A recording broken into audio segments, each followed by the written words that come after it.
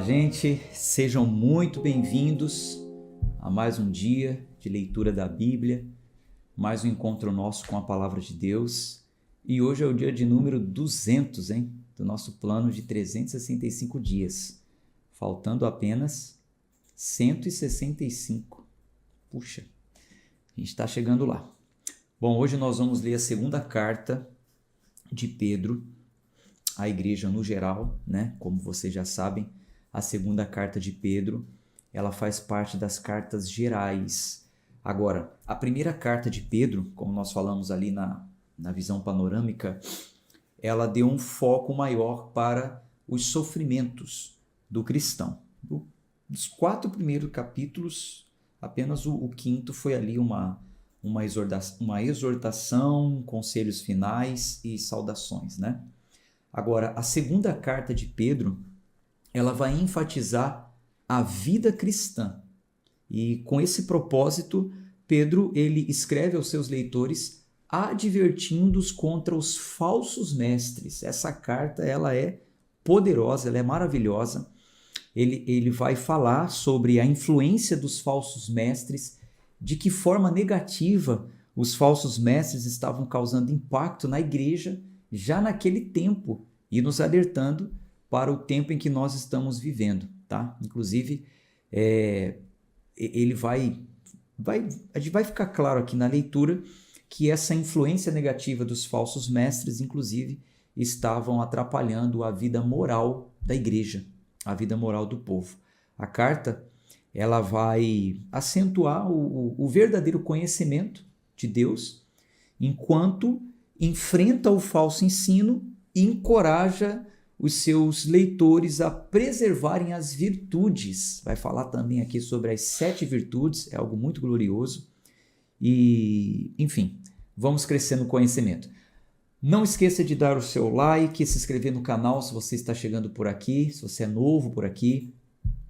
Deixe o seu nome, de onde você nos acompanha, tanto quem assiste neste momento ou quem acompanha a gravação em outro horário, tá bom? A visão panorâmica já foi junto com a primeira carta, né? Antes de lermos a primeira carta, eu já falei sobre as duas, no geral.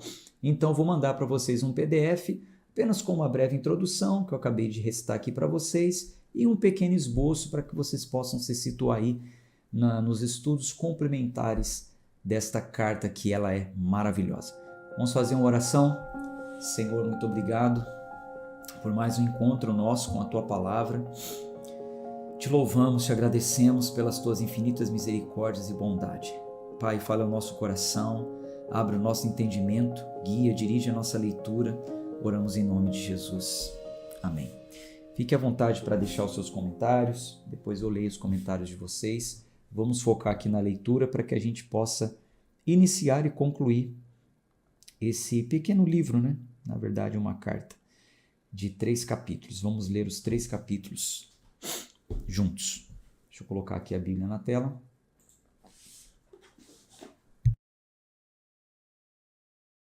Segunda de Pedro, capítulo 1. Simão Pedro, servo e apóstolo de Jesus Cristo.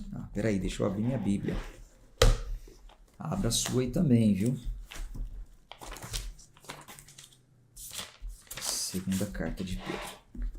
Simão Pedro, servo e apóstolo de Jesus Cristo, aqueles que receberam conosco a preciosa fé, através da justiça de Deus e nosso Salvador Jesus Cristo. Graça e paz vos sejam multiplicadas por meio do conhecimento de Deus e de Jesus, nosso Senhor. Conforme o seu divino poder, Deus deu-nos todas as coisas que dizem respeito à vida e à piedade. Quando diz respeito à vida, não é a vida apenas nesse mundo não, tá? Quando fala as coisas que diz respeito à vida, é a vida em continuidade, é daqui para a eternidade. Inclusive a vida eterna e a piedade. Agora a piedade já se aplica aqui, né? Na eternidade nós nem necessitaríamos, né, dessa prática, porque isso já estará em nós, no nosso corpo glorificado, isento de corrupções. Mas é muito interessante porque a gente vai perceber que uma coisa está ligada à outra. A piedade nos leva à vida, tá? Sem piedade não chegaremos lá. A pessoa não entra à vida. Sem santidade não vê o Senhor. Sem prática de piedade não tem santidade. Pelo conhecimento daquele que nos chamou para a glória e virtude, pelas quais nos são concedidas grandíssimas e preciosas promessas, para que através destas possais ser participantes da natureza divina, havendo escapado da corrupção que há no mundo através da concupiscência. Então veja, dando continuidade ao que eu estava falando sobre a vida eterna, a salvação, o corpo glorificado, ele está dizendo que nos foi concedido grandíssimas, preciosas promessas. Quais são essas grandíssimas, preciosas promessas? Não são de coisas inerentes a essa vida. Ele fala, para que através destas possais ser participantes da natureza divina, havendo escapado da corrupção que há no mundo através da concupiscência. Então, essas promessas diz respeito à nossa participação na natureza divina, onde um dia nós receberemos um corpo glorificado, livre das corrupções terrenas. E além disto, com toda a diligência, acrescentai virtude à vossa fé, e à virtude o conhecimento, e ao conhecimento a temperança, e à temperança a paciência, e à paciência a piedade, e à piedade a gentileza fraternal, e à gentileza fraternal a caridade. Porque se em vós houver estas coisas, e com abundância, eles não vos deixarão estéreis, e nem frutíferos no conhecimento de nosso Senhor Jesus Cristo. Veja, todo cristão ele é chamado a dar frutos. Jesus disse isso no Evangelho, inclusive no Evangelho de João nós vemos também falando sobre isso. Todo ramo que está ligado à videira precisa dar fruto. Somos chamados a uma vida frutífera. E o apóstolo Pedro aqui, ele está encorajando os seus leitores a subirem a escada da fé, vamos dizer assim, e cada degrau ou a cada degrau irem acrescentando as virtudes que edificam o cristão em Cristo. Então, a cada degrau, virtude, temperança, paciência, piedade, gentileza, caridade. Então, é uma escada, é um crescimento. E ele está dizendo que o cristão que pratica essas coisas em abundância é impossível que não produza frutos, que tenha uma vida estéril. Isso é muito glorioso. Agora, eu preciso te dizer também que existe um entendimento muito profundo em torno disso. A nossa leitura com a interpretação do texto está feita, já expliquei para vocês. Agora, cada uma dessas virtudes tem uma explicação, tem uma profundidade. O que é virtude? Que tipo de paciência é essa que ele está falando, relacionada à perseverança? Piedade, gentileza, amor fraternal, caridade. Então, sobre esse assunto, só para que fique registrado aqui em um tempo futuro, para quem estiver no ambiente da plataforma Renovação da Mente, você vai poder procurar lá na plataforma um módulo que você vai encontrar com a seguinte identificação: as 7 virtudes da fé.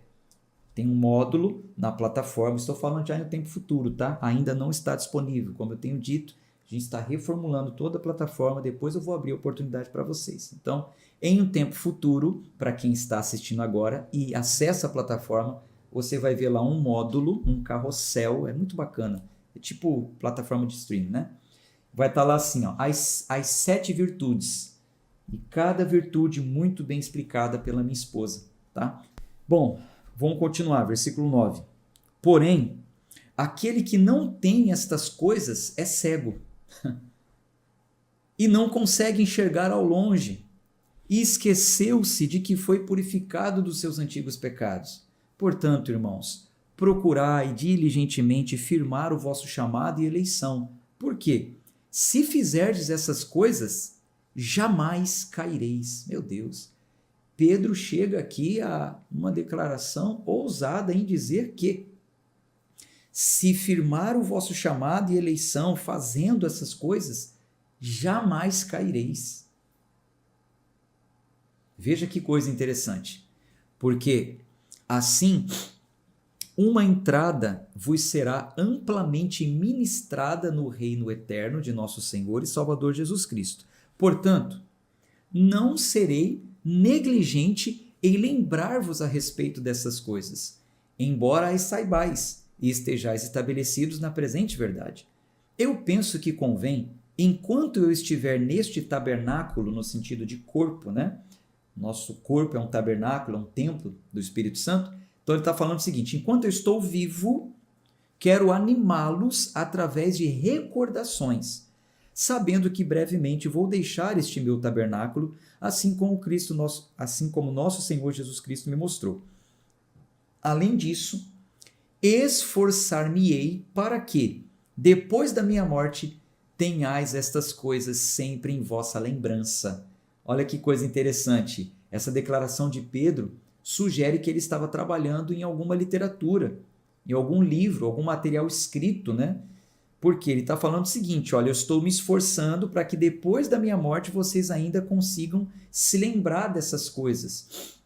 O que deixa registradas as memórias de uma pessoa, se não um livro, né? A literatura, a biografia, uma arte que ele deixou ali e é eternizado, né? Vamos dizer assim. Então, com Pedro aconteceu o que de fato ele falou. Tanto é que estamos lendo a sua carta, e nessa carta ele dizia que estava trabalhando em algo que iria sempre lembrá-los dessas coisas. E nós temos esse algo que foi escrito por Marcos, o Evangelho de Marcos, que já passamos por ele, e eu expliquei para vocês que João Marcos não foi um apóstolo de Jesus. João Marcos foi um aluno de Pedro e que também andou com Paulo. João Marcos escreveu as memórias de Pedro.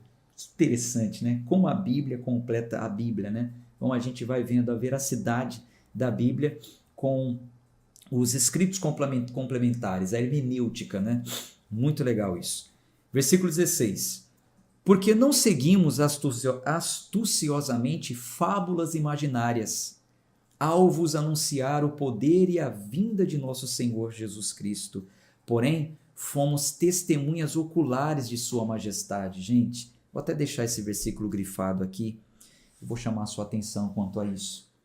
Pedro está dizendo que as coisas que ele falou sobre a vinda de Cristo não eram coisas imaginárias, não eram fábulas, contos, não. As coisas que ele falou sobre a vinda de Cristo são as coisas que ele ouviu de Jesus como testemunha ocular, como alguém que viu, não só ouviu, mas viu, testemunha ocular, não só ouviu, mas viu Cristo agindo, trabalhando, pregando, vivendo, falando, acontecendo. Então, Pedro está dizendo o seguinte: sobre as coisas referentes à vinda de Cristo, eu não estou falando de forma astuciosa e nem com fábulas imaginárias. E nos dias de hoje, o que mais temos são pessoas falando sobre as coisas da vinda de Cristo com fábulas, com contos, com astuciosamente coisas imaginárias. Ai, porque vai ser assim, porque Deus me mostrou assim, porque eu tive um sonho, porque é isso, porque aquilo, sabe? Cria uma história, monta um negócio, porque a Rússia, porque não sei o quê, não sei. É o que mais tem na internet hoje em dia, é isso. É os vídeos que mais dão visualizações, é isso. Qualquer coisa que se fala sobre a vinda de Cristo, e aí acrescenta ali as imaginações humanas e não puramente bíblica, isso aí deixa as pessoas extasiadas. Mas o apóstolo Pedro está falando: eu não estou falando nada fora daquilo que vi. E é simples, e é isso que nós devemos nos agarrar também. A gente não precisa ficar indo atrás dessas fábulas, desses contos. Versículo 17. Porquanto ele recebeu de Deus o Pai honra e glória, que lhe veio uma voz da magnífica glória. Este é o meu Filho amado, em quem me comprazo. E ouvimos esta voz que veio do céu, quando estávamos nós com ele no Monte Santo. E temos, vocês lembram dessa passagem, né? No Monte da Transfiguração, onde Pedro viu Elias, Moisés e Jesus, que já estava ali naturalmente, né? Já falamos sobre isso nesse ano. E temos também uma palavra de profecia mais segura, a qual bem fazeis em estar atentos, como a uma luz que brilha em um lugar escuro. Então, ó, o que eu falo para vocês também, Pedro está dizendo, é a luz da profecia. E é uma profecia segura. Não é profecia inventada por homem. Não é Deus me falou, eu sonhei. Não. A profecia, o que eu estou falando para vocês, fiquem atentos, porque ela é como uma luz que brilha em lugar escuro. Traz a revelação. Até que o dia amanheça e a estrela da manhã surja em vossos corações. Jesus, a salvação. Versículo 20. Sabendo isto primeiramente, que nenhuma profecia da Escritura é de particular interpretação.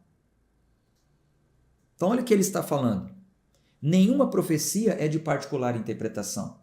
Não, o que ele estava falando, as profecias que ele falava sobre a vinda de Cristo, eles poderiam confiar, eles poderiam acreditar. E quando ele fala assim, ó, sabendo isto primeiramente, que nenhuma profecia da Escritura é de particular interpretação, porque a profecia não veio no tempo antigo por vontade de homem algum, mas os homens santos de Deus falaram à medida que eram movidos pelo Espírito Santo, é como se ele estivesse falando o seguinte: se vocês não estão acreditando no que eu estou falando, confiram nas Escrituras. Eu estou dizendo para vocês sobre profecias seguras, não inventadas por homem e muito menos do meu imaginário. E é isso que a gente tem que fazer. Quando ouvimos falar certas profecias, nós precisamos ver se está de acordo com o que diz a palavra ou se é de interpretação pessoal. Nenhuma profecia é de particular interpretação. Vou repetir. Nenhuma profecia é de particular interpretação. Ela precisa estar de acordo com o pensamento bíblico. Capítulo 2.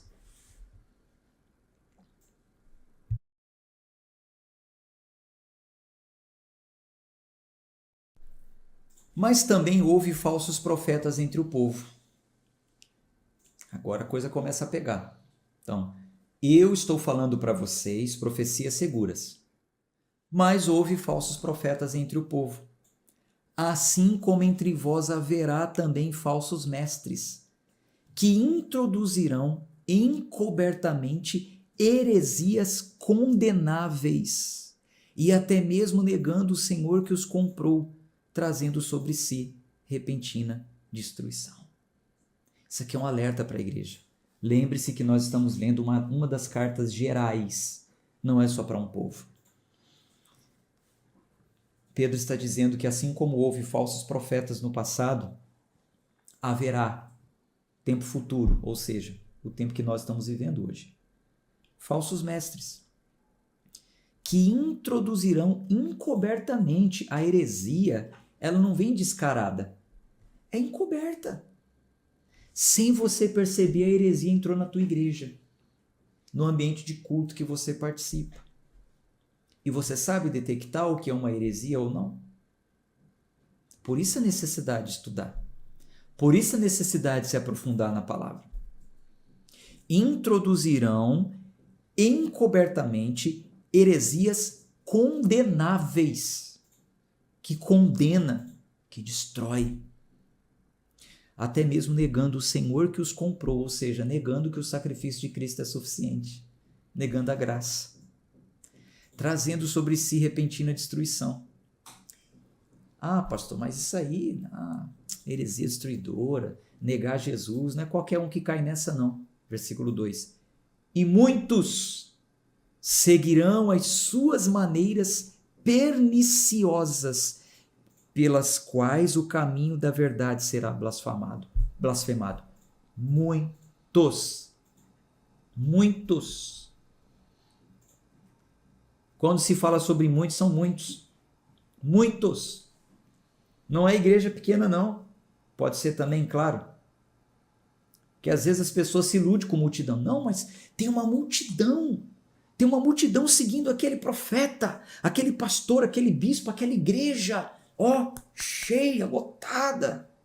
Muitos seguirão suas maneiras perniciosas, pelas quais o caminho da verdade será blasfemado. Por que que muitos vão seguir os seus ensinos.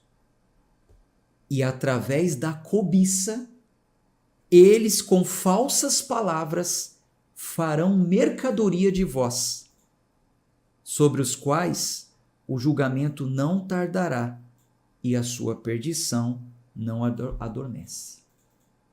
Então, por que muitos cedem? Porque eles trabalham na cobiça.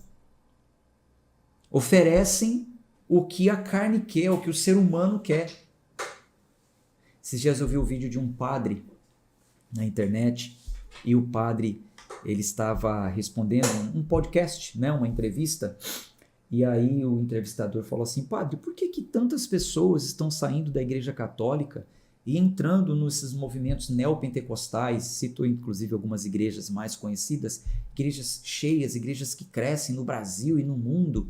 Por que a Igreja Católica não consegue mais atrair tantas pessoas como essas igrejas? Aí o padre falou assim: porque padre não mente, porque o padre não promete para a pessoa que ela vai ganhar dinheiro, que ela vai prosperar, que ela vai se libertar do vício de uma hora para outra em uma corrente, porque o padre não promete prosperidade, que o padre não promete, enfim, aí ele saiu falando um monte de coisa. E aí nisso eu tive que ficar na minha mente, né, caladinho. Porque quem quer ir para a Igreja Católica apenas para, né, o que eles fazem lá, né, venerar ao Senhor e aos senhores, né? Quem quer ir para participar apenas da crisma, fazer uma romaria, pagar penitência? Quem quer ir para a Igreja Católica fazer isso? Mas aí já tem um movimento católico carismático, né? Aí já atrai algumas pessoas. Só que, tradicionalmente falando, cristãos protestantes, que estão mais próximos, né, à Igreja Católica romana, tradicional, segue a mesma linha.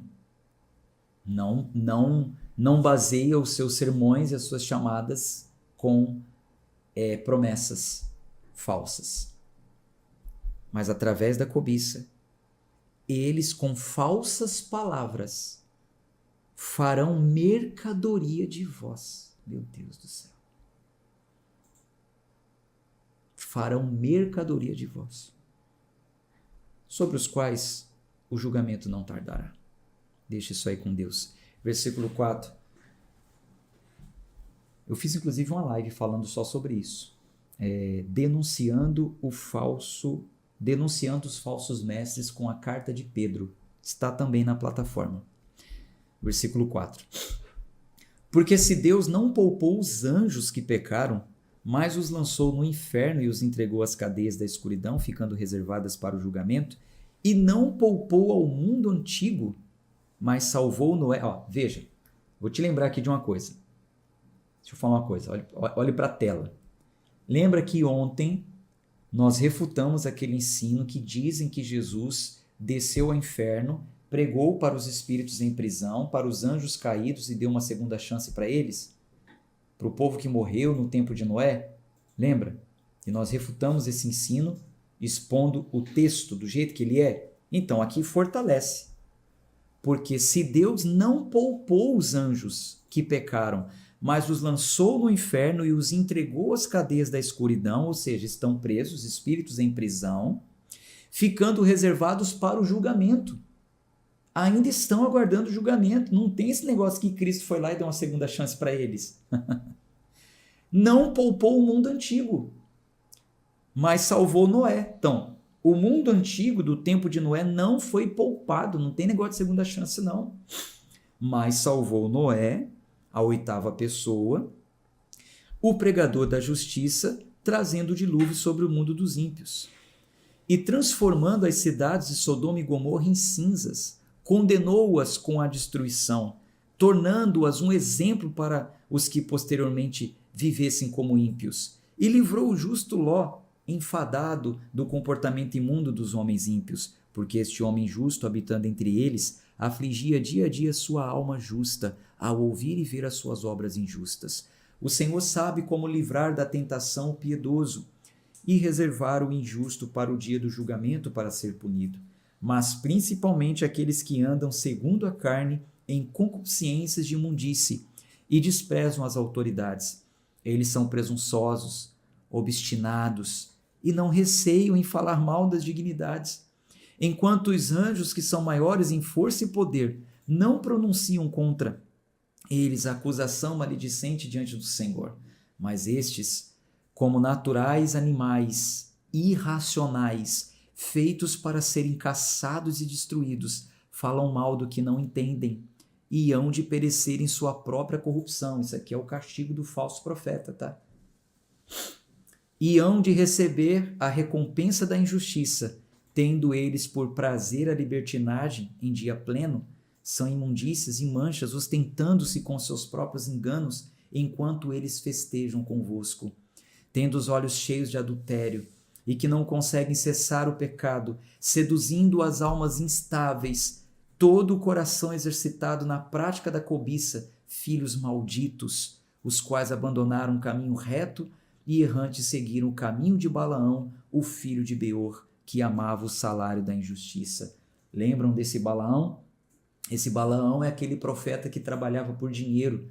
Nós lemos isso juntos lá no livro de Números, onde um rei queria que o profeta amaldiçoasse o povo de Deus e disse: eu vou pagar você por isso. E ele tramou, ele deu um jeitinho de dizer como enfraqueceria o povo de Deus. A gente já leu, já falou sobre isso no livro de Números, tem os PDFs também explicando. Então, Pedro aqui está dizendo que esses falsos profetas seguem o caminho de Balaão, têm os olhos cheios de adultério, não conseguem cessar o pecado, seduzindo as almas instáveis, tendo o coração exercitado na prática da justiça, filhos malditos, os quais abandonaram o caminho reto e errante seguiram o caminho de Balaão. Abandonaram o caminho reto, muitos até começaram bem, mas quando viram, né, o poder, o dinheiro, a fama, seguiram o caminho de Balaão, que amava o salário da injustiça, ou seja, não importa como vem o dinheiro, se é de forma injusta, se é de forma ilícita, se é com má intenção, o que eu quero é que o dinheiro entre. Versículo 16, mas foi repreendido por sua iniquidade, por um jumento mudo, falando com voz de homem, impediu a loucura do profeta. Estes são fontes de água, nuvens levadas pela tempestade, para os quais a escuridão das trevas está reservada para sempre. Porque quando eles falam grandes palavras inchadas de vaidade, eles seduzem através das luxúrias da carne, através de muita devassidão, aqueles que tinham escapado daqueles que vivem no erro. Então, com palavras inchadas de vaidade, de luxúria, eles pegam aqueles que já tinham escapado do erro. Enquanto prometem-lhes liberdade, eles mesmos são servos da corrupção. Para quem o homem é vencido, pelo mesmo ele é trazido à escravidão. Porque se depois de ter escapado das corrupções do mundo, pelo conhecimento do Senhor e Salvador Jesus Cristo, forem outra vez envolvidos e por elas vencidos, o último estado é para eles pior do que o primeiro. Porque melhor lhes teria sido que não conhecessem o caminho da justiça, do que depois de conhecê-lo, desviarem-se do santo mandamento que lhes foi entregue.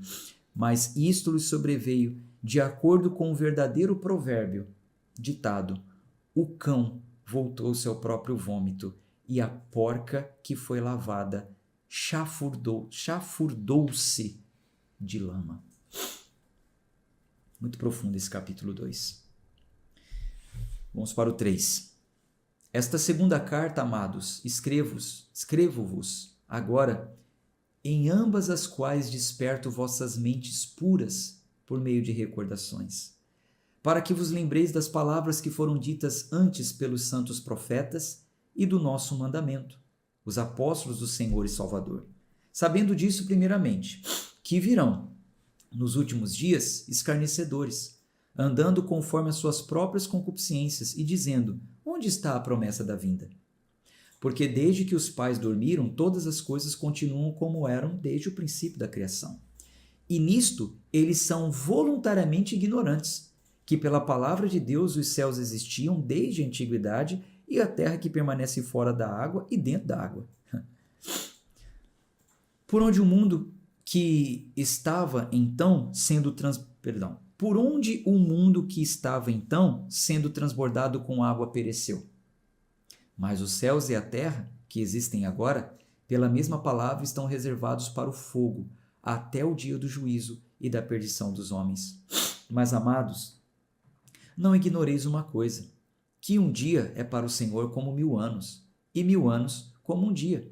O Senhor não é tardio a respeito da sua promessa, ainda que alguns homens a tenham por tardia, mas é longânimo para conosco, não querendo que nenhum se perca, senão que todos cheguem ao arrependimento. Então, alguns que estavam apostatando da fé e escarnecendo dos cristãos diziam assim: vocês estão aí acreditando que Jesus vai voltar, a promessa de que vai acabar com tudo, vai ter um mundo novo, que nada, os nossos pais sempre falaram isso, isso não vai acontecer não.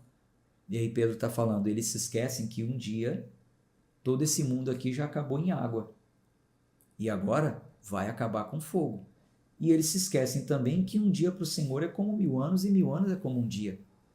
Pode ser que está demorando para vocês, mas para Deus não. E outra coisa, a demora de Deus é benéfica para nós, porque quanto mais demora, mais a gente tem oportunidade para nos arrependermos. Então, quando aqui o texto fala que o Senhor tarda, pode parecer que tarda a sua promessa, mas ele cumpre a promessa, não é as promessas humanas, terrenas, inerentes a essa vida, tá? É a promessa da salvação. É bom sempre falar isso. Mas o dia do Senhor virá como ladrão de noite, no qual os céus passarão com grande estrondo, e os elementos hão de derreter com calor intenso, e a terra e as obras que nela há se queimarão. Então, assim, parece que está demorando, mas quando acontecer, vai ser como quando chega um ladrão. Vai acontecer um grande estrondo, os céus passarão, os elementos hão de derreter com calor intenso, e a terra e as obras que nela há se queimarão. Visto então que todas essas coisas serão dissolvidas, que tipo de pessoas deveis ser em toda santa conversação e piedade, aguardando e apressando-vos para a vinda do dia de Deus, quando os céus em fogo serão dissolvidos e os elementos ao calor fervente derreter-se-ão. Então, olha a consciência do cristão. Se nós sabemos que Jesus vai voltar como um ladrão na noite, que tudo vai ser queimado, derretido, vai ficar por aí, qual deve ser o nosso comportamento? Qual deve ser o tipo de conversação e piedade? Como nós devemos aguardar a sua vinda? Ciente de que isso vai acontecer. Para a gente pensar. Versículo 13. Mas nós, olha como nós devemos aguardar. Mas nós, de acordo com a sua promessa, aguardamos novos céus e uma nova terra onde habita a justiça. Por isso, amados, visto que aguardamos essas coisas, sede diligentes, para que por ele sejais achados em paz, sem mácula e irrepreensíveis. Nós não vivemos aqui como peregrinos e forasteiros, como o apóstolo Pedro falou na primeira carta. Então a gente tem que viver como? Diligentemente, para que possamos ser achados em paz, sem mácula e irrepreensíveis. A gente não pode ter motivo para quando ele chegar nos repreender. A gente já tem que estar, como diz, direitinho. E considere que a longanimidade de nosso Senhor, o tempo da demora, é a salvação. Como também o nosso amado irmão Paulo, segundo a sabedoria que lhe foi conferida, vos escreveu, como em todas as suas cartas fala sobre estas coisas, nas quais há algumas coisas difíceis de entender. O próprio apóstolo Pedro diz que Paulo escrevia umas coisas que era difícil de entender, que os ignorantes e instáveis deturpam, e como também as outras escrituras para sua própria destruição. Vós, portanto, amados, visto que sabeis dessas coisas de antemão, cuidai, para que não vos deixeis levar pelo erro dos perversos, e acabeis caindo de vossa própria firmeza. Porém, crescei na graça e conhecimento de nosso Senhor e Salvador Jesus Cristo. A ele seja dada a glória, tanto agora como para sempre. Amém. Então o apóstolo Paulo falava algumas coisas difíceis de entender, somente com instrução poderia ser entendido. Mais uma vez, quero aqui fazer um apelo para você que quer profundidade. Vou acabar aqui a nossa leitura. Você me manda uma mensagem, se você ainda não mandou, dizendo: quero participar da plataforma Renovação da Mente. Fique tranquilo. Esse convite é uma chamada a aulas gratuitas que nós vamos ter em breve, tá? Aí eu vou te colocar em um grupo onde você vai ser avisado dia e horário. Aí você vai assistir, se você achar que é interessante, que faz sentido para você, aí depois você decide migrar para a plataforma ou não. Mas mande uma mensagem agora, não perca a oportunidade, tá bom? Se você não tem o meu número, na descrição do vídeo tem aqui o grupo do WhatsApp. Entra para o grupo, lá você vai ver o meu número, tá bom? Gente, um abraço de fé e força. Até amanhã, se Deus quiser. E a gente começa um novo livro amanhã, hein? Tchau, tchau.